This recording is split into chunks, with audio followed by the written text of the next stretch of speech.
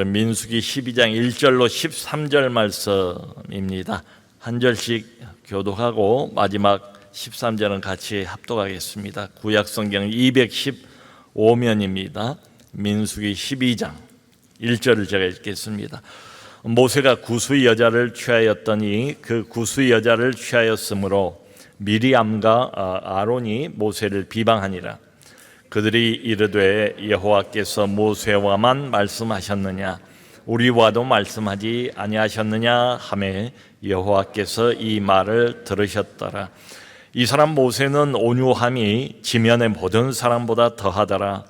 여호와께서 갑자기 모세와 아론과 미리암에게 이르시되 너희 세 사람은 회막으로 나오라. 그 세 사람이 나아가며 여호와께서 구름 기둥 가운데로부터 강림하사 장막문에 서시고 아론과 미리암을 부르시는지라. 그 두 사람이 나아가매 이르시되 내 말을 들으라. 너희 중에 선지자가 있으면 나 여호와가 환상으로 나를 그에게 알리기도 하고 꿈으로 그와 말하기도 하거니와 내 종 모세와는 그렇지 아니하니 그는 내 온 집에 충성함이라. 그와는 내가 대면하여 명백히 말하고 은밀한 말로 하지 아니하며 그는 또 여호와의 형상을 보거늘 너희가 어찌하여 내 종 모세 비방하기를 두려워하지 아니하느냐. 여호와께서 그들을 향하여 진노하시고 떠나심에 구름이 장막 위에서 떠나갔고 미리암은 나병에 걸려 눈과 같더라.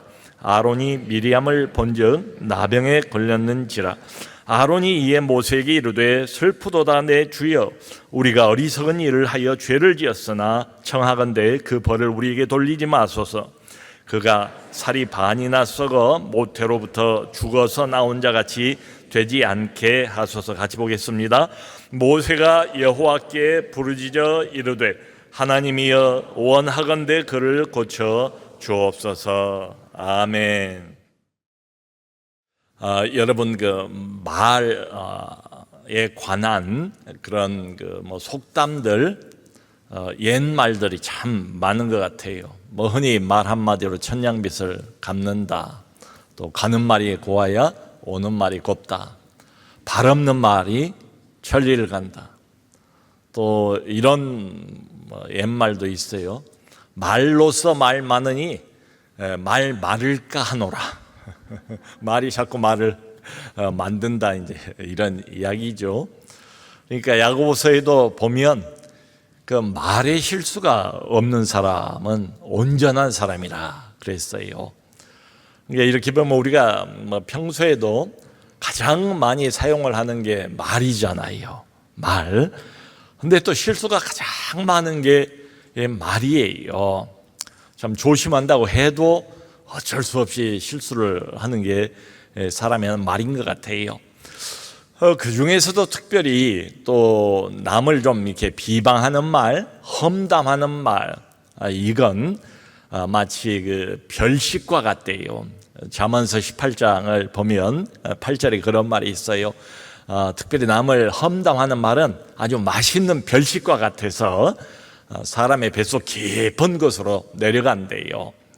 좋은 말, 남에 대해서 좋은 말은 금방 잊어버리는데 뱃속 깊이 내려가니까 남에 관한 좋지 않은 말, 험담하는 말 이런 것들은 또 오래 이제 잊혀지지 않는다, 이런 뜻이지요. 여러분 우리가 지금 민수기를 매 주마다 금요일 날 한 장씩 보잖아요. 지난주에 11장을 봤어요. 거기에는 무슨 이야기가 나왔는가 하면은 이스라엘 백성들이 집단 항의, 집단 원망, 불평, 고기가 먹고 싶다. 그래서 하나님께서 결국 수많은 메추라기 떼를 이렇게 하나님의 바람으로 보내주셔서 실컷 먹긴 했어요. 근데 그 백성들의 불평하는 모습, 원망하는 모습, 이걸 보시고 하나님이 진노하셨죠. 그래서 그 두 가지 이름을 얻었잖아요. 지난주 우리가 살펴보았습니다. 하나는 다베라라는 지명을 얻었잖아요. 그 뜻은 불사람. 하도 불평을 하니까 이 백성들이 하나님께서 그 진영 끄트머리를 불로 살라버렸다. 다베라. 그 다음에가 또 기브롯 핫다와라는 그 지역명을 얻었잖아요. 근데 뭐 고기를 먹긴 먹는데 너무 이제 탐욕을 부리는 모습을 보고 그 고기가 입속에 들어가자마자 하나님께서 진노하시고, 이 기브롯 핫다와라는 말의 뜻이 탐욕의 무덤입니다. 거기에서는 많은 백성들이 죽은 것 같아요. 참 불행하게도 이제 막 출애굽하고 그리고 시내산 머물다가 광야 여행을 본격적으로 시작한 시점인데, 처음부터 이런 불행한 사건들이 기록이 되어 있습니다. 그런데 이제 12장으로 넘어오면 마치 악순환이 반복이 되는 것 같은 느낌이 들어요. 왜냐하면 오늘은 보면 이제는 이 백성들의 지도자가 뭐 세 사람 아닙니까? 모세도 있지만 또 모세의 형 아론, 큰 누님 미리암이에요. 성경을 보면 미리암이 제일 누님이고 그 밑에 아론하고 3살 터울로 모세가 이제 막내인 것처럼 돼 있어요. 3남매예요. 근데 하나님이 이 세 사람 모두를 다 이스라엘 백성의 지도자로 사용을 하시잖아요. 그런데 백성의 어떤 집단 항의, 불평, 이게 이제 끝났단 말이에요. 지나갔어요, 일단. 그랬더니 여기 민수기 12장에서는 이 두 사람, 미리암과 아론이 동생 모세를 본격적으로 비방하는 내용이 나와요. 근데 아마 이 여선지자인 미리암이 주도를 했던 것 같아요. 왜냐하면 여기 이제 기록을 보면 미리암의 이름이 먼저 나와요. 미리암과 아론이 불평을 했다. 그리고 나중에 이제 하나님으로부터 이제 징벌을 받는데 미리암만 받아요. 아론은 징벌을 받질 않아요. 그래서 미리암이 이걸 주도를 하지 않았나, 이제 대부분 학자들 그렇게 추정을 해요. 모세를 비방한 표면적인 이유가 있고요, 또 내면적인 이유가 있어요. 모세를 비방한 표면적인 이유는 뭔가 하면 모세가 이방 여자인 구스 여자하고 결혼을 했다, 이거예요. 여기 구스는 이제 신약 성경에도 나옵니다만은 아프리카, 특별히 이디오피아를 성경에서는 구스라고 불러요. 그러니까 여러분, 우리가 이게 아는 것처럼 출애굽을 할 때 유대인만 나온 게 아니거든요. 거기 보면은 거기 함께 애굽 땅에서 섞여 살고 있던 중다한 잡족, 그러니까 유대인이 아닌 다른 많은 이방인들이 함께 하나님의 권능을 보고 따라 나왔다고 되어 있어요. 그 중에는 이제 가나안 사람들도 있고 또 그 중에는 멀리 아프리카에서 온 사람들도 있겠지요. 이제 그 중에 이제 추정하기를 원래 모세 부인이었던 십보라가 아마 죽고 사망한 후에 이 구스 여자, 아프리카 출신의 여성을 아내로 맞이해서 결혼을 한 것 같아요. 하나님께서 가나안 족속하고는 절대로 혼인을 하지 말라라고 엄금을 하셨어요. 그건 아주 명백하게. 근데 모든 이방 민족하고 혼인하지 말라고 말씀하진 않으셨어요. 우상숭배 때문에 하나님께서 그렇게 막으신 거지요. 근데 어쨌거나 유대인이 아닌 이방인하고 결혼했다는 그 이유를 들어서 모세를 비방을 하는 겁니다. 그런데 내적인 이유가 따로 있어요. 진짜 이유가 따로 있어요. 모세를 비방하는 이유가. 그건 뭔가 하면 권위의 문제 때문에 모세를 비방을 하는 거예요. 성경을 읽어보면 이게 아주 분명해요. 여러분, 하나님께서 처음부터 모세를 이스라엘의 최고 지도자로 세우셨잖아요. 그런데 그 권위, 하나님이 모세에게 주신 그 권위에 복종하는데 불만을 갖게 된 거예요. 특별히 이 두 사람이 말이지요. 그럼 우리가 어떻게 할 수 있는가 하면은 바로 2절입니다. 2절에 뭐라고 말하는가 하면은 여호와께서 모세와만 말씀하셨느냐, 우리하고도 말씀하지 아니하셨느냐라고 이야기를 해요. 일종의 반문이지요. 하나님 여호와께서 어찌 모세하고만 대면해서 말씀을 했다는 것이냐? 그렇지 않지 않느냐? 우리하고도 미리암하고도 아론하고도 하나님께서 말씀하지 않았는가?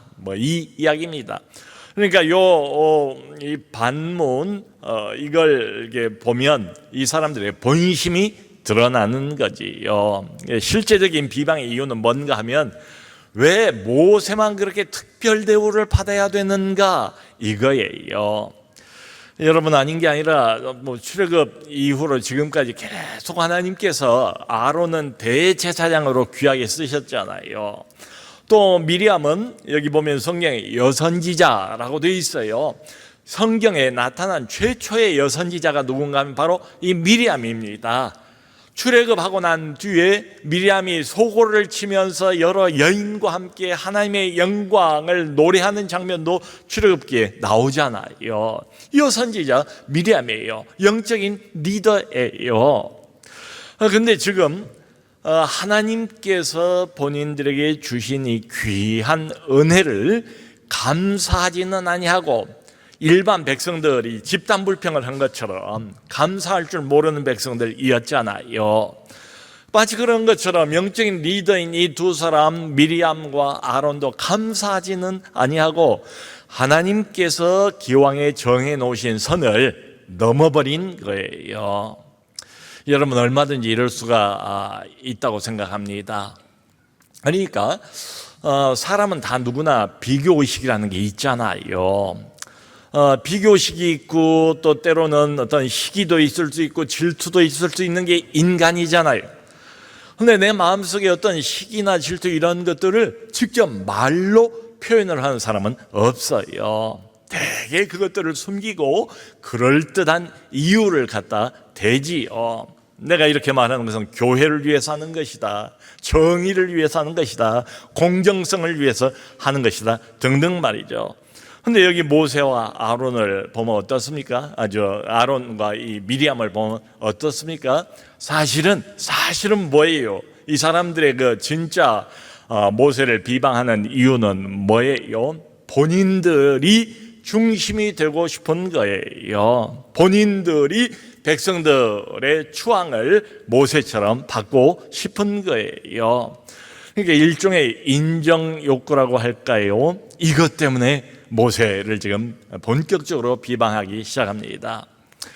여러분, 예를 들어서 이런 일들은 여기저기 비일비재하게 오늘날도 일어나는 일들이지요. 회사에서 좀 젊은 후배가 승진을 했어요. 젊은 후배가 승진을 하는 걸 보면서 좀 배가 아파요. 그런데 겉으로는 어떻게 말을 하는가 하면 마치 회사를 걱정하는 것처럼 저 친구는 아직 준비가 덜 됐는데, 아직 경험이 부족한데 라고 말은 해요. 근데 속마음은 뭔가 하면 이제는 예전 같지 않은 자기의 위치, 더 이상은 자기가 중심이 아닌 것 때문에 서운한 마음이 있는 거지요. 그리고 내가 그동안 차지해왔던 이 위치, 이 자리를 잃어버리는 것에 대한 두려움이 또 있어요. 그러므로 여러분, 우리가 특별히 비방하는 말, 누구를 험담하는 말 이런 걸 할 때는 이런 질문을 좀 스스로에게 던져볼 필요도 있어요. 내가 정말로 이 말을 하는 것은 공동체를 위해서 하는 것인가? 내가 이 말을 지금 이렇게 하는 것은 좋지 않은 말인데, 부정적인 말인데, 어떤 사람에 대한 판단의 말이고 비판의 말인데, 이 말을 내가 하는 것은 하나님의 영광을 위해서 하는 것인가? 아니면 혹시 내 마음 깊은 곳에 숨겨져 있는 내 자존심 때문에 하는 말인가? 이걸 좀 스스로 질문을 던져볼 필요가 있어요. 근데 여기 보면 가장 두려운 그 문장 중에 하나가 저는 이 문장이 아닐까 싶어요. 여기 2절 뒤에 보면 이렇게 표현이 되어 있어요. 여호와께서 이 말을 들으셨더라. 여호와께서, 하나님께서 아론과 미리암이 모세를 비방하는 그 말을 빼먹지 않고 하나님이 들으셨대요. 자, 여러분, 이 말씀을 보면 우리가 우리끼리 이야기를 하잖아요. 어떤 사람에 관해서 우리끼리 은밀하게 때로는 이야기를 합니다. 근데 사실은 어때요? 우리만 거기에 있는 것은 아니다. 하나님께서 그 말을, 그 하는 이야기를, 그 내용을 다 듣고 계신다, 이 말이지요. 여러분, 이렇게 보면은 교회 안에서의 인간 관계는 그저 인간 관계의 문제로 끝나는 것은 아니겠구나. 사실은 뭡니까? 사실은 하나님 앞에서의 문제인 거지요. 하나님이 다 듣고 계시니까 말이지요. 그러니까 우리 하나님께서는 하나님이 세우신 질서가 있고 하나님이 주신 권위가 있는데 그것을 마구 흔드는 것을 결코 그대로 내버려 두지 않으신다, 가볍게 여기지 않으신다, 이 말이지요. 성도 여러분, 리더라고 해도 모세도 마찬가지입니다만은 완벽한 사람이 어디 있어요? 하나님이 아니잖아요. 그러니까 실수가 많지요. 리더도 얼마든지 잘못할 수가 있어요. 리더가 정말로 잘못했으면 또 책망을 받아야지요. 그게 마땅합니다. 그러니까 뭔가 문제를 제기하는 거, 이것 자체가 죄는 아니에요. 근데 정말 문제가 되는가, 뭔가 하면은 비방입니다. 비방, 험담입니다. 그러니까 사람 앞에서 하는 험담 말고 사람 뒤에서 험담을 하는 거예요. 그러니까 그 사람을 깎아내리는 거지요, 의도적으로. 여러분, 이건 문제를 진정으로 해결하려고 하는 태도는 아니잖아요. 그것보다는 그저 그 사람에 대한 불신을 퍼뜨리는 이런 역할을 하게 되지 않습니까? 이게 문제예요. 완벽한 사람은 없습니다. 그러니까 겉으로는 진실을 말하는 것 같은데 결국 결론은 뭔가 하면은 그 사람을 무너뜨리는 이런 일을 할 수 있다, 이 말이에요. 우리 하나님께서는 이런 마음을 가지고 함부로 비방을 하거나 아니면 험담을 하는 것을 결코 원치를 않으시고 그걸 가볍게 여기지도 않으세요. 하나님이 세우신 질서, 또 하나님이 세우신 그 권위를 업신여기는 것으로 하나님께서는 그렇게 간주를 하세요. 오늘 성경을 보면 결국 하나님께서 하나님의 임재를 상징하는 게 회막이잖아요. 이 아론 그리고 미리암, 모세 세 사람을 회막으로 불러내세요. 그러니까 하나님의 임재 앞에 모세를 비방한 미리암과 아론을 이제 바로 세우는 겁니다. 마치 심판을 하시는 것처럼, 판정을 하시려고 하는 것처럼 말이지요. 그러니까 우리가 하는 모든 말을 하나님께 다 들으셨고 하나님께서 그 말에 대해서, 특별히 다른 사람에 대해서 하는 말에 대해서, 어떤 리더에 대해서 하는 말에 대해서 하나님이 평가하신다는 것을 우리가 좀 염두에 둘 필요가 있을 것 같아요. 친한 사이에 좀 은밀한 이야기를 할 때 그런 그 표현을 쓸 수도 있잖아요. 우리끼리 말인데 하면서 어떤 사람의 약점을 굳이 들춰내고 그리고 불만을 토로하는 이런 태도들, 이런 것들을 좀 빗대어서 적용을 해볼 수 있을 것 같아요. 그러니까 이런 생각을 하면 좋을 것 같아요. 하나님이 지금 이 말을 듣고 계신다고 생각할 때에 그래도 나는 같은 말을 할 수가 있는가? 지금 하나님 앞에서, 하나님의 임재 앞에서, 회막 앞에서 마치 그 이야기를 한다고 상상을 해보면 그 하나님 앞에서 나는 똑같은 말을 할 수가 있는가? 그 질문이에요. 결국 하나님께서 미리암에게 진노하셔서 미리암이 나병, 온몸이 그냥 하얗게 변해버리는 일주일이긴 하지만 나병, 하나님의 진노를 받은 거죠. 심판을 받은 거예요. 그런데 이 뒤에 모세의 태도를 이렇게 보면 참 우리가 배울 만한 점이 있습니다. 모세가 전혀 이걸 달가워하지를 않아요. 모세가 미리암이 자기를 비방했으니까 잘됐다, 쌤통이다, 보복심을 이렇게 갖고 있는 것도 전혀 아니고요. 오히려 모세가 마음을 담아서 간절히 하나님 앞에 엎드려요. 이스라엘 백성들이 집단으로 항의 원망하고 불평하고, 그래서 다베라 불이 떨어지고 기브로 샀다와 탐욕의 무덤이 돼버리고 그 자리가, 그럴 때도 모세가 엎드리잖아요. 이번에도 모세가 하나님 앞에 엎드려서 간절히 중보의 기도를 합니다. 제목은 딱 하나밖에 없어요. 고쳐 주옵소서. 하나님 불쌍히 여기시고 고쳐 주옵소서. 그런데 그런 모세에 대해서 성경이 묘사하는 말을 이렇게 보면, 모세는 모든 사람보다 온유했다, 온유한 사람 모세로 소개를 하고 있어요. 여기 보면은 지금 바로 가까이서 함께 사역을 하던 가장 중요한 인물, 또 자기의 혈육 아닙니까? 누구보다도 자기를 좀 이해해주고 자기를 좀 서포트해주고 자기를 품어줘야 하는, 실수를 한다 할지라도 실수마저도 동생이니까 품어줘야 하는 그 형님이고 누님인데, 그런 사람들이 적극적으로 자기를 비방하고 나서는데도 불구하고 여기 보면 모세는 이런 반구, 자기를 변호하는 말 한마디도 하지를 않아요. 이게 모세입니다. 이게 그래서 하나님이 온유하다, 모든 사람보다 겸손하다, 이렇게 평을 하시는 거지요. 그러니까 모세 스스로가 자기를 변호하지를 않으니까 참 흥미로운 것은 하나님이 직접 나서요. 하나님이 직접 나서서 자기의 종 모세를 변호하는 그런 장면을 볼 수가 있어요. 하나님께서 미리암과 아론 앞에서 모세를 평가하는 내용도 구체적으로 우리가 아까 보았습니다. 내 종 모세라고 친근하게 부르세요.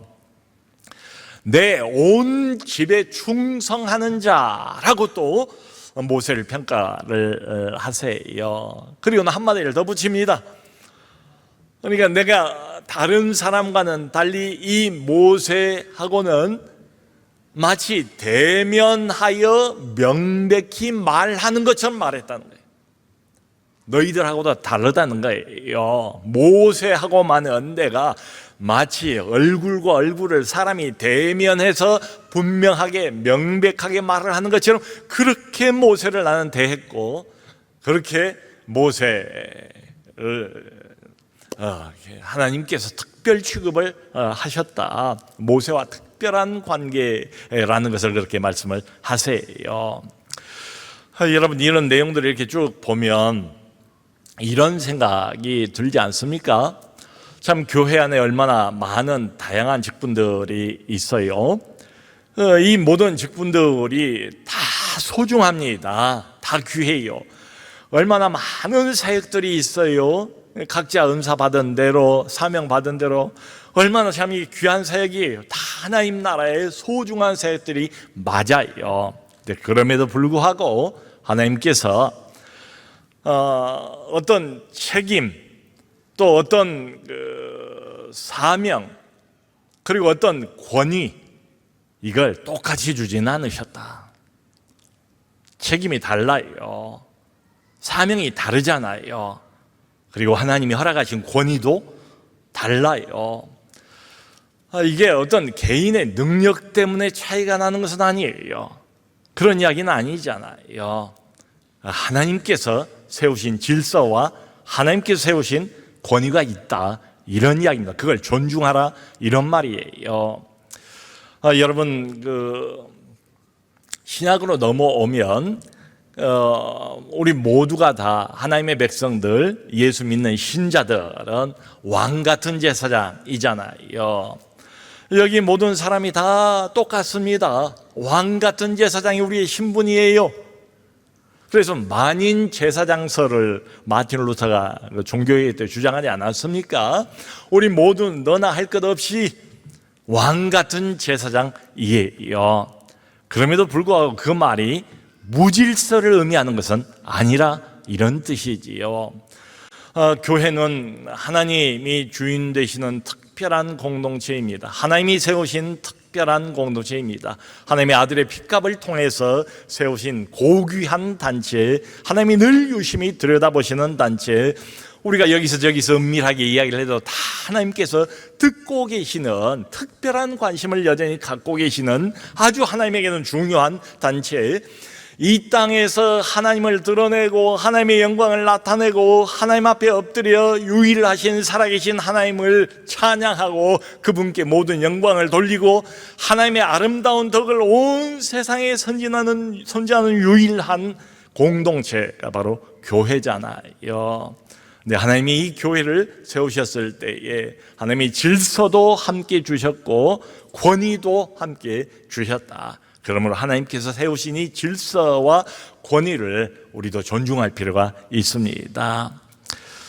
어쩌면 상처를 받는 경우도 있을지 모르겠어요. 모세가 이런 것처럼 내가 존중받지 못해서 상처가 되는 경우도 얼마든지 있을 수가 있습니다. 우리 모두가 다 부족하잖아요. 우리 모두가 실수한 때가 더 많잖아요.